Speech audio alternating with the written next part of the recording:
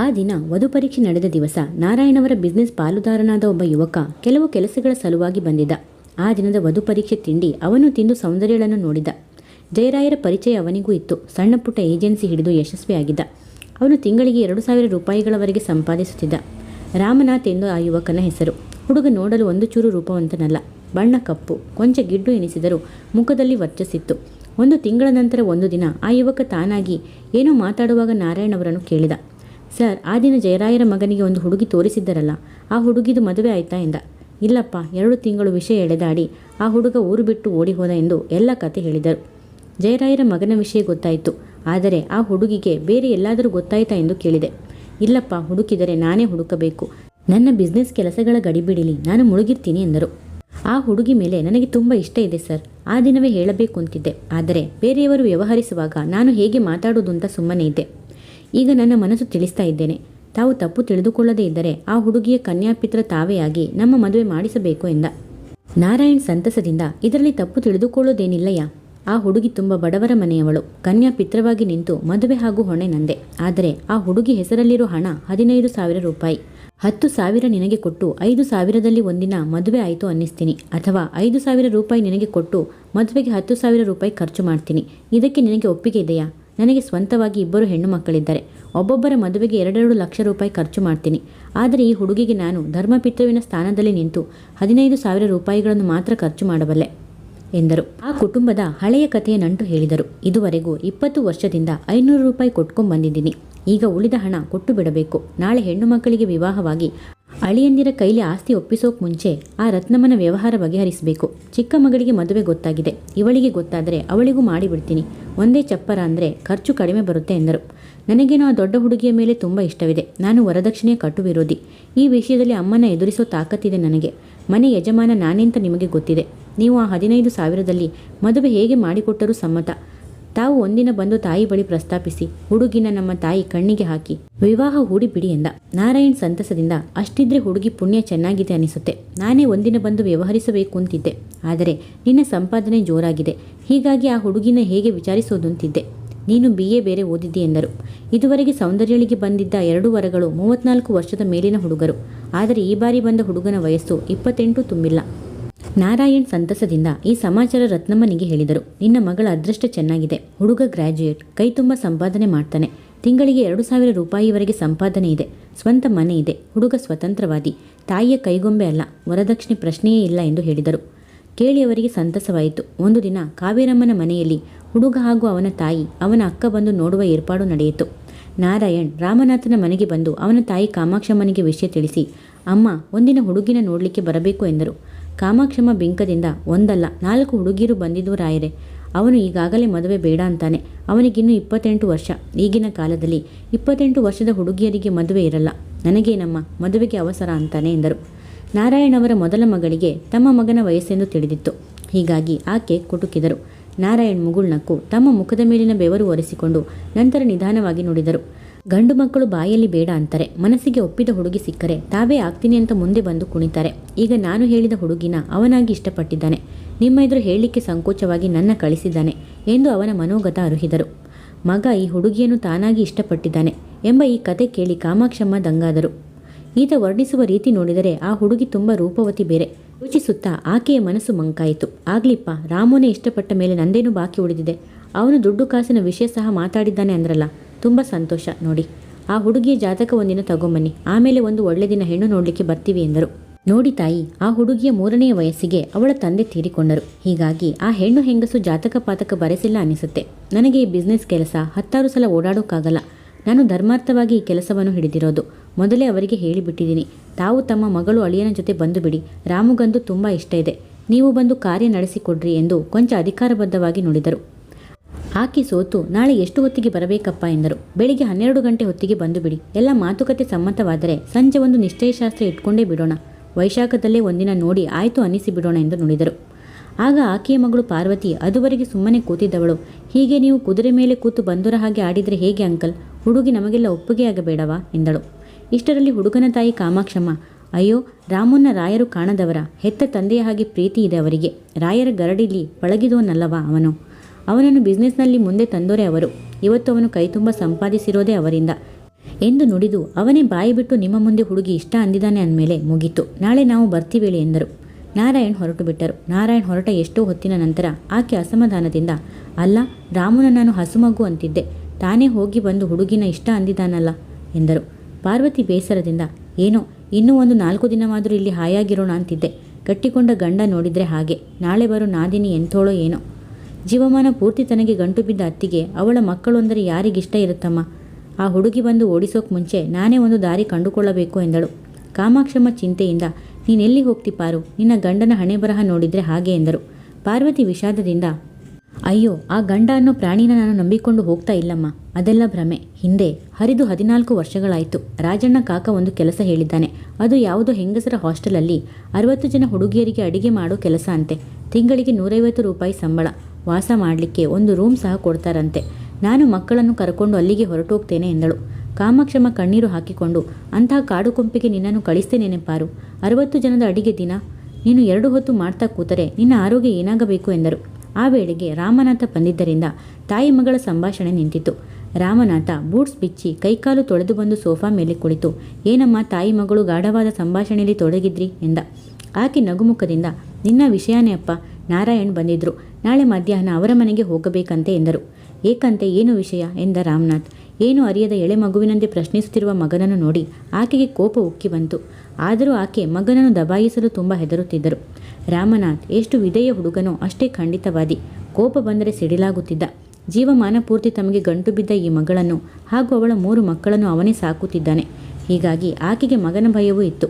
ಯಾರೋ ಅವರ ಸಂಬಂಧಿಕರ ಹುಡುಗಿ ಅಂತಪ್ಪ. ಹುಡುಗಿ ತುಂಬ ಚೆನ್ನಾಗಿದ್ದಾಳೆ. 2nd PUC ಓದಿದ್ದಾಳಂತೆ. ಕೆಲಸ ಬೊಗಸೆಯಲ್ಲಿ ಜಾಣೆ ಅಂತೆ. ಒಳ್ಳೆ ವಂಶದ ಹುಡುಗಿ ಅಂತೆ. ನಿಮ್ಮ ಮಗನಿಗೆ ಮದುವೆ ಮಾಡೋ ಮನಸ್ಸಿದೆಯಾ ಎಂದರು. ಅವನಿಗೂ 28 ವರ್ಷಗಳಾಯಿತು. ಇನ್ನೆಷ್ಟು ದಿನ ಹೀಗೆ ಬಿಡೋದು? ಬೇಗ ಒಂದು ವಧು ಪರೀಕ್ಷೆ ಇಡಿಸಿ ಅಂದೆ. ನಾಳೆನೇ ಬನ್ನಿ ಎಂದರು. ಆಗಲಿ ಅಂತ ಒಪ್ಪಿಗೆ ಕೊಟ್ಟು ಬಿಟ್ಟಿದ್ದೀನಿ. ನೀನು ಈಗಲೇ ಮದುವೆ ಬೇಡಮ್ಮ ಅಂತ ರಾಗ ಎಳೆಯಬೇಡ. ಹುಡುಗಿ ಚೆನ್ನಾಗಿದ್ದು ಎಲ್ಲ ಸರಿ ಹೋದರೆ ನನಗೂ ಸೊಸೆ ಬಂದು ಬಿಡಲಿ ಎಂದರು. ರಾಮನಾಥ್ ಪಿಂಕದಿಂದ, ನಾಳೆ ಹುಡುಗಿನಂತೂ ನೋಡಿ ಬರೋಣ, ಆಮೇಲೆ ಉಳಿದ ವಿಷಯ ಎಂದ. ವಧು ಪರೀಕ್ಷೆ ಸೌಹಾರ್ದವಾಗಿ ನಡೆಯಿತು. ರತ್ನಮ್ಮನೊಡನೆ ಆತ್ಮೀಯವಾಗಿ ಮಾತಾಡಿದರು ಕಾಮಾಕ್ಷಮ್ಮ. ಹುಡುಗಿ ತೊಳೆದ ಮುತ್ತು ಇದ್ದಾಗಿದ್ದಾಳೆ. ಇನ್ನು ನನ್ನ ಮಗನೇ ಇವಳೆದ್ರು ಕುರುಪಿ. ಹುಡುಗಿ ಮಾತ್ರ ತುಂಬ ಚೆನ್ನಾಗಿದ್ದಾಳಮ್ಮ ಎಂದರು. ನನ್ನ ಮಗ, ನಿನಗೆ ಒಪ್ಪಿಗೆ ಏನೇ ತಾಯಿ? ಸರಿಯಾಗಿ ನೋಡು, ಕಪ್ಪು ಹುಡುಗ ಅವನು ಎಂದು ಸೌಂದರ್ಯಳಿಗೆ ನಗೆಯಾಡಿದರು. ದುಡ್ಡು ಕಾಸಿನ ವಿಷಯ ಬಂದಾಗ, ಅಮ್ಮ, ನಾನು ಹೆಣ್ಣು ಮಗಳ ತಾಯಿ. ಮೊದಲಿಂದ ನಮ್ಮ ರಾಮು ವರದಕ್ಷಿಣೆ ವಿರೋಧಿ.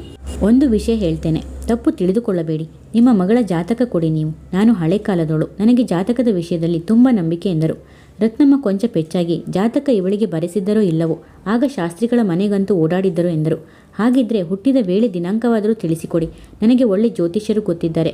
ಮದುವೆ ಅಂದರೆ 1000 ವರ್ಷದ ಸಂಬಂಧ ನೋಡಿ, ಹುಡುಗಾಟ ಏನಲ್ಲ ಎಂದರು. ಕಾವೇರಮ್ಮ ಮಧ್ಯೆ ಬಾಯಿ ಹಾಕಿ, ಹೌದಮ್ಮ, ಜಾತಕವೂ ಮುಖ್ಯ ಎಂದು ಜಾತಕವನ್ನು ನಿರ್ಲಕ್ಷ್ಯ ಮಾಡಿ ಮದುವೆಯಿಂದಾದ ಕೆಲವು ದುರ್ಘಟನೆಗಳನ್ನು ವರ್ಣಿಸಿದರು. ಮಾತುಕತೆ ಹೀಗೆಯೇ ಮುಂದುವರಿದಂತೆ ಕಾಮಾಕ್ಷಮ್ಮ, ಅಯ್ಯೋ, ಅವರಿವರ ವಿಷಯ ಏಕೆ, ನಮ್ಮ ಪಾರ್ವತಿನೇ ಇದ್ದಾಳಲ್ಲ, ಮದುವೆಯಲ್ಲಿ ಅವಳ ಹಾಗೂ ಆ ಹುಡುಗನ ಗ್ರಹಮೈತ್ರಿ ಕೂಟ ಒಂದು ಚೂರು ಚೆನ್ನಾಗಿಲ್ಲ ಅಂತ. ಆದರೆ ಇವರಪ್ಪ ಕೇಳ್ತಾರ? ಛೇಛೆ, ಜಾತಕ ತೋರಿಸೋದು ಸಂಪ್ರದಾಯಕ್ಕೆ.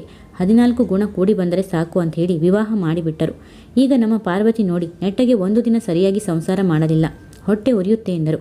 ರತ್ನಮ್ಮ ಕುತೂಹಲದಿಂದ, ಏಕೆ, ನಿಮ್ಮ ಅಳಿಯ ಒಳ್ಳೆಯವರಲ್ಲವ ಎಂದರು. ಕಾಮಾಕ್ಷಮ್ಮ ಬೇಸರದಿಂದ, ನಮ್ಮ ಪಾರ್ವತಿ ಹಣೆ ಬರಹ ಚೆನ್ನಾಗಿಲ್ಲಮ್ಮ. 14 ವರ್ಷದ ಹಿಂದೆ 40,000 ರೂಪಾಯಿ ಖರ್ಚು ಮಾಡಿ ಮದುವೆ ಮಾಡಿದವು. ಅವನಿಗೂ ಮನೆ ಇತ್ತು, ಒಂದು ಕೆಲಸವೂ ಇತ್ತು. ಆಗ ನಾವು 30,000 ರೂಪಾಯಿಗಳ ಚಿನ್ನ ಕೊಟ್ಟಿದ್ದೆವು. ಈಗ ಇದ್ದಿದ್ರೆ 1 ಲಕ್ಷ ರೂಪಾಯಿಗಳ ಸೊತ್ತು. ಈಗ ಚಿನ್ನದ ಬೆಲೆ ಏನಿದೆ ನೋಡಿ.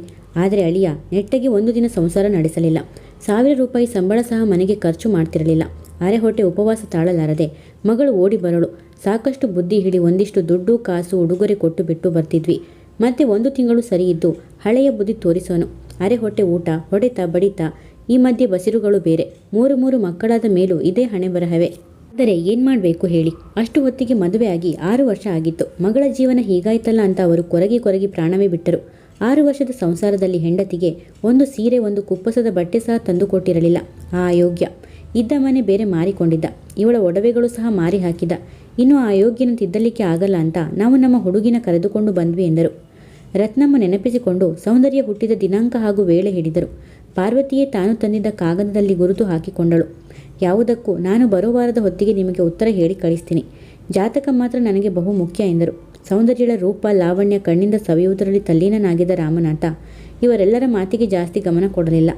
ಎಲ್ಲರೂ ಮನೆಗೆ ಬಂದ ಮೇಲೆ ರಾತ್ರಿ ಊಟಕ್ಕೆ ಕೂತಾಗ ರಾಮನಾಥ ಕೇಳಿದ. ಹುಡುಗಿ ಹೇಗಿದ್ದಾಳಮ್ಮ? ಕಾಮಾಕ್ಷಮ್ಮ ಮಜ್ಜಿಗೆ ಬಡಿಸುತ್ತಾ, ಹುಡುಗಿ ಏನಪ್ಪ, ಬಿದಿರೆ ಒಳಗಿನ ಚದುರೆ ಇದ್ದಾಗಿದ್ದಾಳೆ, ಒಳ್ಳೆ ರೂಪವತಿ ಎಂದು ನುಡಿದರು. ಸೌಂದರ್ಯಳನ್ನು ಹುಡುಗಿ ತಾನಾಗಿ ಇಷ್ಟಪಟ್ಟಿದ್ದಾನೆ. ಅವನ ಆದಾಯ ತಿಂಗಳಿಗೆ 2,000ವರೆಗಿದೆ. ಹಾಗೂ ಬೆಂಗಳೂರಲ್ಲಿ ಮನೆ ಸಹ ಇದೆ ಅವರಿಗೆ. ಇದೆಲ್ಲ ಕೇಳಿ ಜ್ಯೋತಿಗೆ ಮತ್ಸರವಾಗಿತ್ತು. ಮುರುಳಿ 2 ಕಡೆ ದುಡಿದು 1,600 ರೂಪಾಯಿ ಸಂಪಾದಿಸುತ್ತಿದ್ದ. ಜೊತೆಗೆ 400 ರೂಪಾಯಿಗಳ ಬಾಡಿಗೆ ಮನೆಯಲ್ಲಿದ್ದ. ರೂಪದಲ್ಲಿ ಅಕ್ಕ ತನಗಿಂತ ಚೆಲುವೆ. ಅಕ್ಕನ ಅದೃಷ್ಟ ಕುದುರಿದೆ ಎಂದುಕೊಂಡಳು. ಬಿಸ್ನೆಸ್ ಅಂದರೆ ಏನಮ್ಮ, ಬಂದರೆ ಬಂದ ಹಾಗೆ, ಹೋದರೆ ಲಕ್ಷಾಂತರ ರೂಪಾಯಿಗಳ ಲಾಸ್. ಮದುವೆ ಆದರೆ ಸರ್ಕಾರಿ ಕೆಲಸದಲ್ಲಿರೋನ್ನ ಮದುವೆ ಆಗಬೇಕು ಎಂದು ನುಡಿದಳು. ಅಂಥದ್ದು ನೀನ್ಯಾಕೆ ಖಾಸಗಿ ಶಾಲೆಯಲ್ಲಿರೋನ್ನ ಒಪ್ಪಿಕೊಂಡಿದ್ದಿ ಎಂದಳು ಸೌಂದರ್ಯ. ಆಗ ಅವಳಿಗೂ ಕೊಂಚ ನಾಲಿಗೆ ಬಲ ಬಂದಿತ್ತು. ಏನು ನಾಯಿ ಬೆಕ್ಕುಗಳ ಹಾಗೆ ಕಚ್ಚಾಡ್ತೀರೆ? ಇಬ್ಬರು ಏನು ಎಷ್ಟು ದಿನ ಒಟ್ಟಿಗಿರ್ತೀರಿ ಹೇಳಿ? ರತ್ನಮ್ಮ ಬೈದು ಬುದ್ಧಿ ಹೇಳಿದರು.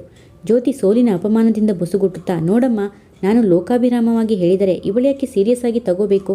ಅವನು ಲಕ್ಷಾಧೀಶನಾಗಲಿ, ನನಗೇನು ಅಸೂಯೆ ಇಲ್ಲ. ನನ್ನ ಬಡ ಮುರುಳಿ ನನಗೆ ಸಾಕು ಎಂದಳು. ಆ ವಿಷಯದಲ್ಲಿಯೂ ನೀನೇ ಅದೃಷ್ಟವಂತೆ ಕಣೆ ಜ್ಯೋತಿ. ನಿನ್ನ ಗಂಡ ಸಂಪಾದಿಸಿದಲ್ಲ ನಿನಗೆ. ಇಲ್ಲಿ ಹಾಗಲ್ಲ. ಆತ 2,000 ರೂಪಾಯಿಗಳನ್ನು ಸಂಪಾದಿಸಿದರು. ತಾಯಿ, ಒಬ್ಬ ಅಕ್ಕ, ಅವಳ 3 ಮಕ್ಕಳು, ಎಲ್ಲರ ಭಾರ ಅವಳ ಮೇಲಿದೆ. ಎಲ್ಲರ ಊಟ ಬಟ್ಟೆ, ಆ ಹುಡುಗಿಯರ ವಿದ್ಯಾಭ್ಯಾಸ ಅಂದರೆ ಸುಮ್ಮನಾಗುತ್ತಾ? ಹೆಂಡತಿಗೆ ಒಡವೆ ವಸ್ತ್ರ ಮಾಡಿಸಲಾರ, ಹೊಟ್ಟೆ ತುಂಬ ಅನ್ನ, ವರ್ಷಕ್ಕೆ 2 ಸೀರೆ, ಅಷ್ಟು ಗ್ಯಾರಂಟಿ ನೋಡು ಎಂದರು. ಆಗಲೇಳಮ್ಮ, ನಿಮ್ಮಿಬ್ಬರಿಂದ ದೂರವಾಗಿ ಹಾಳಾಗಿ ಹೋದರಾಯಿತು. ಮತ್ತೆ ಈ ತವರು ಮನೆಯ ಕಡೆ ತಿರುಗಿ ನೋಡಲ್ಲ ಎಂದಳು ಸೌಂದರ್ಯ.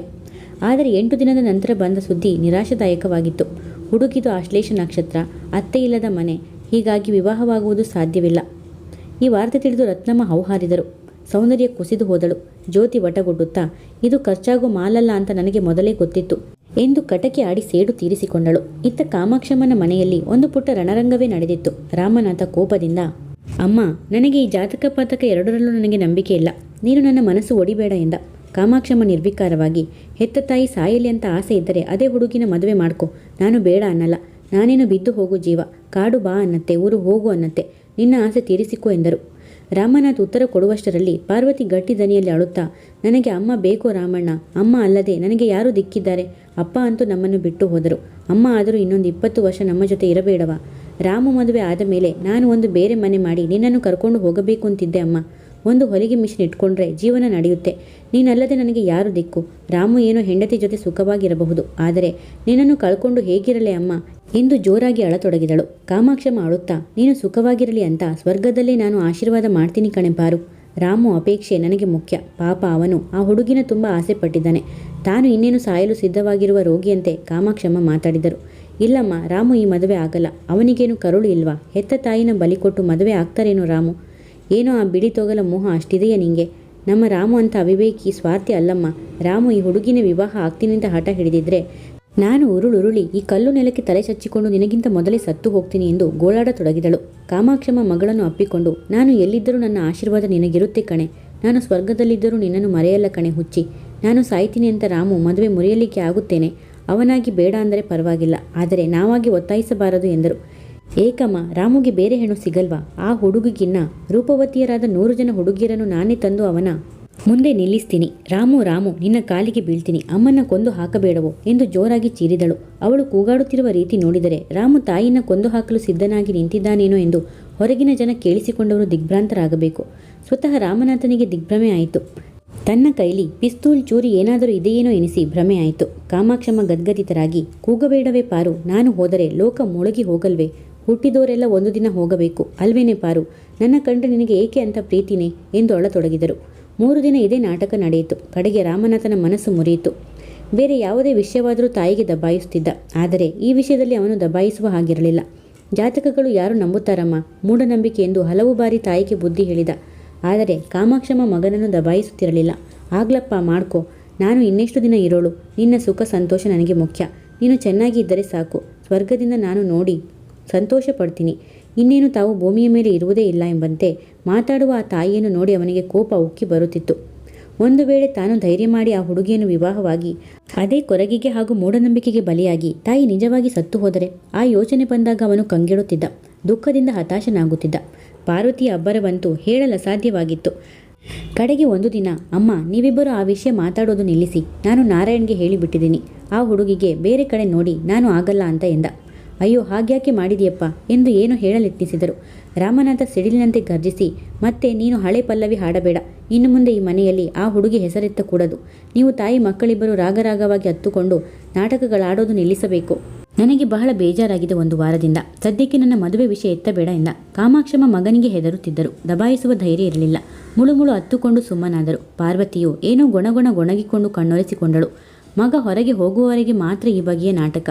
ರಾಮನಾಥ ಹೊರಗೆ ಹೊರಟ ಮೇಲೆ ಕಾಮಾಕ್ಷಮ್ಮ ನಗೆ ಬೀರಿ, ನೋಡಿದ್ದೇನೆ ಪಾರು, ಕಡೆಗೂ ನಾವೇ ಗೆದ್ದಿವಿ ಎಂದರು. ಪಾರ್ವತಿ ನಗುತ್ತಾ, ಅಲ್ಲಮ್ಮ, ಶಾಸ್ತ್ರಿಗಳ ಹತ್ತಿರ ನಿಜವಾಗಿ ಆ ಹುಡುಗಿಯ ಜಾತಕ ಬರೆಸಿದ್ದೀಯಾ ಎಂದಳು. ಜಾತಕವೂ ಇಲ್ಲ, ಪಾತಕವೂ ಇಲ್ಲ. ಆ ಶಾಸ್ತ್ರಿಗಳಿಗೆ ಯಾರು 10 ರೂಪಾಯಿ ಕಕ್ಕೋರು? ಬೇರೆ ಏನೋ ಹೇಳಿ ಮದುವೆ ನಿಲ್ಲಿಸಬಹುದಾಗಿತ್ತು. ಹುಡುಗಿ ಒಳ್ಳೆ ವಂಶದ ಹುಡುಗಿ. ದುಡ್ಡು ಕಾಸಿನ ವಿಷಯ ಅಂತೂ ನಾವು ತೆಗೆಯೋ ಹಾಗೆ ಇಲ್ಲ. ಇವನು ವರದಕ್ಷಿಣೆ ಅಂದರೆ ಸಿಡಿದೇಳ್ತಾನೆ. ಅದಕ್ಕೆ ಜಾತಕ ಅಂತ ಕೊಕ್ಕೆ ಹಾಕಿದೆ ಎಂದರು. ನೀನು ಪ್ರಚಂಡಳು ಕಣಮ್ಮ. ಆದರೆ ಪಾಪ ಅವನಿಗೆ ತುಂಬ ಇಷ್ಟ ಇತ್ತೇನೋ ಎಂದಳು ಪಾರ್ವತಿ ಕೃತಕ ಸಹಾನುಭೂತಿಯಿಂದ. ಕಾಮಾಕ್ಷಮ್ಮ ಅಟ್ಟಹಾಸದಿಂದ, ಈಗ ನಾವು ಅವನಿಗೆ ಪಾಪ ಎಂದರೆ ನಾಳೆ ನಾವೇ ಪಾಪ ಆಗಬೇಕಾದ ಸ್ಥಿತಿ ಇದೆ ಕಣೆ ಪಾರು. ಆ ಹುಡುಗಿ ಅಪ್ಸರೆ ಹಾಗೆ ಇದ್ದಾಳೆ. ಇವನು ಅವಳಿಗೆ ಮರುಳಾಗಿ ನಮ್ಮನ್ನು ಒದ್ದು ಹೊರಗೆ ಹಾಕಿದರೆ ನಮ್ಮ ಗತಿಯೇನು? ಈಗಿನ ಕಾಲದ ಹುಡುಗಿಯರಿಗೆ ಅತ್ತಿಗೆ ಬೇಕಾಗುತ್ತೇನೋ? ಮಗಳು ಹಾಗೂ ಮಗಳ 3 ಜನ ಮಕ್ಕಳು ನಮ್ಮನೇಲಿದ್ದಾರೆ ಅಂದಾಗಲೇ ಆ ಬೇಗಿತ್ತಿ ಮುಖ ಹುಳ್ಳಗೆ ಮಾಡಿದಳು. ವಧು ಪರೀಕ್ಷೆಗೆ ಕೂತಾಗ ಮಳ್ಳಿಗಳಿದ್ದ ಹಾಗೆ ಇರುತ್ತವೆ. ಇಲ್ಲಿ ಬಂದ ಮೇಲೆ ಬಾಲ ಬಿಚ್ಚುತ್ತಾರೆ ಲೌಡಿಗಳು ಎಂದು ಹಿಡಿ ಶಾಪ ಹಾಕಿದರು. ಅಮ್ಮ, ಬೀಸೋ ದೊಣ್ಣೆ ತಪ್ಪಿದರೆ ಏನಾಯಿತು? ಇವತ್ತೆಲ್ಲ ನಾಳೆ ಅವನು ಮದುವೆ ಆಗಬೇಡವೇನೆ ಎಂದಳು. ಕಾಮಾಕ್ಷಮ್ಮ ನಗುತ್ತಾ, ಈ ಪ್ರಕರಣ ನಡೆದ ಮೇಲೆ ಸದ್ಯಕ್ಕೆ ಅವನ ಮನಸ್ಸು ಒಡೆದಿದೆ. ಈಗಂತೂ ಒಂದು 4 ವರ್ಷ ಮದುವೆ ಯೋಚನೆ ಇಲ್ಲ. ಲಲಿತಾ ದೊಡ್ಡೋಳಾಗಲಿ, ಅವನ ತಲೆಗೆ ಕಟ್ತೀನಿ ಎಂದರು. ಪಾರ್ವತಿ ಅನುಮಾನದಿಂದ, ಅಲ್ಲಮ್ಮ, ಲಲಿತಾ ವಯಸ್ಸೇನು, ಇವನ ವಯಸ್ಸೇನು? ಈ ಸೊಣಕಲಿ ಅವನಿಗೆ ಹೇಗೆ ಸರಿ ಹೋಗ್ತಾಳೆ? ಈಡು ಜೋಡು ಆಗುತ್ತೇನೋ? ಕಾಮಾಕ್ಷಮ್ಮ ಧೋರಣೆಯಿಂದ, ಯಾವ ಈಡು ಜೋಡು? ಅವನು ಸೊಣಕಲ, ಇವಳು ಸೊಣಕಲಿ. ಇನ್ನು 4 ವರ್ಷ ನಾವು ಸತಾಯಿಸಿದರೆ ಇದಕ್ಕೆ 16 ವರ್ಷ ಆಗುತ್ತೆ. ಹೆಣ್ಣು ಮಕ್ಕಳೇನು ತಿಪ್ಪೆ ಹಾಗೆ ಬೆಳೀತಾರೆ.